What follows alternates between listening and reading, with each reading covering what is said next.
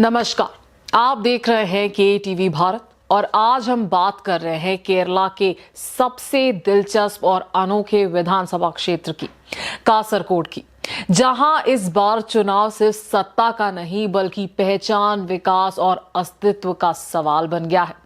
कासरगोड को केरला का उत्तरी द्वार कहा जाता है, लेकिन इसकी खासियत सिर्फ इसकी लोकेशन नहीं है बल्कि इसकी पहचान है इसकी विविधता। यहाँ एक नहीं, दो नहीं बल्कि 7 भाषाएं साथ साथ बोली जाती है। मलयालम, तुलु, कन्नड़ा, बायरी, मराठी, कोंकणी और उर्दू सब मिलकर इस इलाके को सप्त भाषा संगम भूमि बनाते हैं।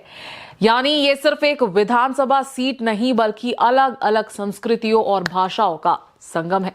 जहां केरला के ज्यादातर इलाकों में मुकाबला सीधा होता है, एलडीएफ बनाम यूडीएफ, वहीं कासरगोड में तस्वीर अलग है। यहां मुकाबला 3 तरफा है, यूडीएफ, एलडीएफ और बीजेपी, तीनों के बीच सीधी टक्कर।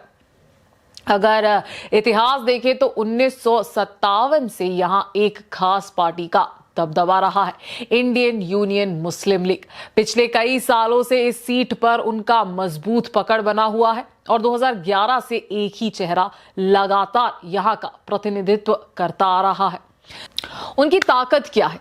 मजबूत जमीनी कनेक्शन, समुदाय के साथ गहरा रिश्ता, लेकिन इस बार तस्वीर थोड़ी बदल रही है। कासरगोड उन चुनिंदा जगहों में से है जहां बीजेपी लगातार दूसरे नंबर पर आती रही है। खासकर भाषाई अल्पसंख्यक इलाकों में पार्टी की पकड़ मजबूत हो रही है। लोगों में ये भावना भी बढ़ रही है कि अगर बदलाव चाहिए तो नई पार्टी को मौका देना चाहिए। अब बात एलडीएफ की। भले ही वो अक्सर तीसरे नंबर पर रही हो, लेकिन उनका वोट शेयर बहुत अहम है। यही वोट तय करते हैं कि जीत किसकी होगी, यूडीएफ या बीजेपी। इस बार एलडीएफ ने एक ऐसा उम्मीदवार को उतारा है जो पहले कांग्रेस से जुड़ा रहा है। ये कदम साफ दिखाता है कि रणनीति वोट बैंक में सेंध लगने की है। अब बात करते हैं असली मुद्दों की।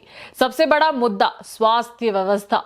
कासरगोड में आज भी एक बड़ा मल्टी स्पेशलिटी हॉस्पिटल नहीं है। लोगों को इलाज के लिए कर्नाटका के मैंगलोर जाना पड़ता है।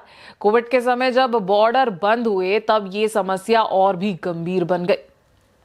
दूसरा बड़ा मुद्दा एंडोसल्फान का असर।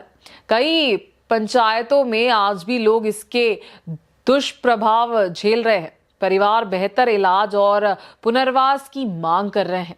तीसरा मुद्दा भाषाई पहचान।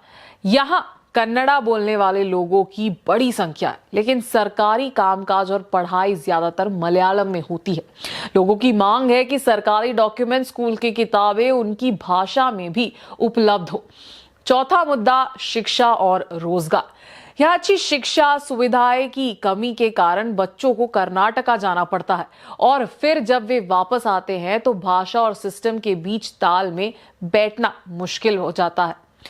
यूडीएफ उम्मीदवार का फोकस है एकता बनाए रखना और अपनी परंपरागत सीट को बचाना। उन्होंने साफ कहा है कि पार्टी के अंदर की सभी समस्याएं अब खत्म हो चुकी है और सब मिलकर चुनाव लड़ेंगे।